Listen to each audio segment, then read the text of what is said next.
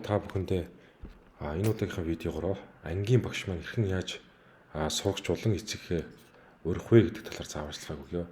За багш маань Монгол нийт нэвтрээд ороход таны удирддаг ангийн холбоос маань энэ дээр гарч ирнэ. За ангийнхаа холбоос руу хүрээллийн холбоос руу дараад орох юм бол энэ дээр бол хуваалцах гэсэн товч байгаа. Энэ дээр энэ холбоосыг хуулаад эцэг болон ангийнхаа хүүхдүүдэд тарааж болно. Эсвэл бол Монгол нийт дээр ороод тест сургууль 10А анги гээд хайх юм бол гарч ирнэ. Тийшээ элсэх хүсэлтээ өгөөрэй гэж одоо зааварчилгаа өгч болно. Хамгийн хялбар арга нь.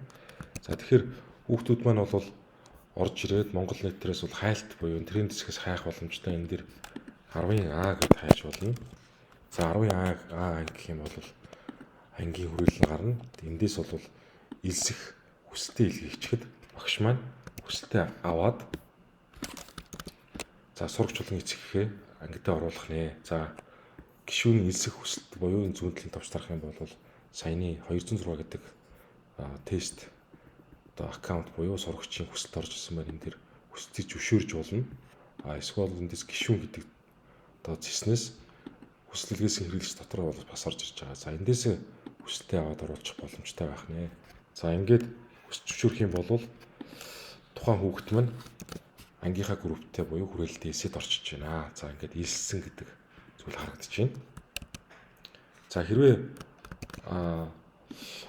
сурагчтай бөөнөр нь урилга илгээмээр байна гэх юм бол хянах самбар руу ороод хянах самбарынхаа гишүүд гэсэн зэснээс бол энэ урьсан гэдэг таб буюу товчийг дараад эндээс файлаар илгээх боломжтой.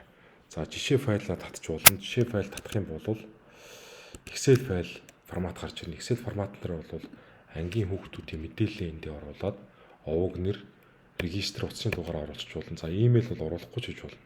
За мөн асран хамгаалагчийн давхар зүгт нь урих боломжтой. 2 хүртэлх асран хамгаалагчийн мэдээллийг энэ Excel файл дээр оруулаад илгээх боломжтой. За имэйл бол сонголтоор байгаа шүү. Заавал оруулах шаардлагагүй.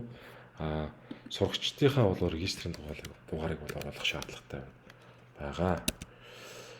За ингээд илгээх юм бол утасны дугаарлал бүгдэнд нь SMS-ээр ангийн группийн холбоос линк очно. Имэйл оруулсан байх юм бол холбоос линк очих нэ. За саяны сурагч маань гишүүн болцсон учраас 206 гэдэг сурагч маань энэ дэр одоо гишүүн болсон харагдаж байна. За ингээд ерөнхийдөө хоёр аргаар бол урих боломжтой. За нэгээр нь урьж болно. Файлаар урих боломжтой. Ингээд хоёр төрлөөр ураарай гэж та бүхэндээ зөвлөе. За сурагч нар маань ингээд ороод ирэх юм бол ерөнхийдөө хоосон харагдаж байгаа. Тэгэхээр багш маань бол ерөнхийдөө ангийнхаа групп дээрээ Facebook-ийн групп дээр явж байгаа тэр мэдээллүүдээ одоо Монгол нийтийн ангийнхаа группт оруулах нь байна. Дээрээс нь бол чат групп үүсгэх боломжтой. Чатыг бол эндээс ангийнхаа сурагчдаа бүгдийг сонгоод эсвэл бүх хэрэгцээрээ үүсгэх гэдгээ сонгоод ангийн групп чатаа үүсгэх боломжтой. За жишээ чат үүсгэхэд үзье. Үүсгэх гэдэг товч дарлаа. За чат руу бол яаж компьютерс орно гэдэг зэрэг баруун дээд болон чатын товч байгаа. Чатынхаа товчийг дарах юм бол ангийн чат руугаа нэвтрээд орчноо. За энэ дээр ангийн чат маань орсон байна. Нэгдсэн байна. За сайн байцгаана тийм ээ. Гишүүдэн дээр энэ дээр 2 гишүүн харагдсан байна тийм ээ. Харагдаж байна. За ингээд ангийнхаа хүүхдүүдэд чатлах эцэгтэйгээ тусад нь бас өөрөө үүсгээд чат группээ үүсгээд ашиглах боломжтой байх нэ. За хэдүүлээ буцаад ангийнхаа хүрээлэл рүү яваад оръё. За энэ дээр бол ерөнхийдөө бол постоо ерөнхийд нь оруулна. Постыг бол зурган пост, текст пост, за видео нь бол энэ дээр бол YouTube-ийн линк болон Facebook-ийн линкийг бол дэмжиж байгаа. За арга хэмжээг оруулж болно.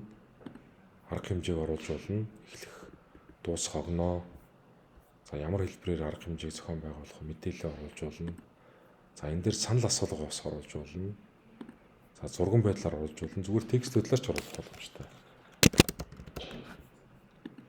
За ингээд постоо ингээд оруулна. Тэгэхээр хүүхдүүд маань тухайн постн дээр бол реакшн гэж хэлдэг те.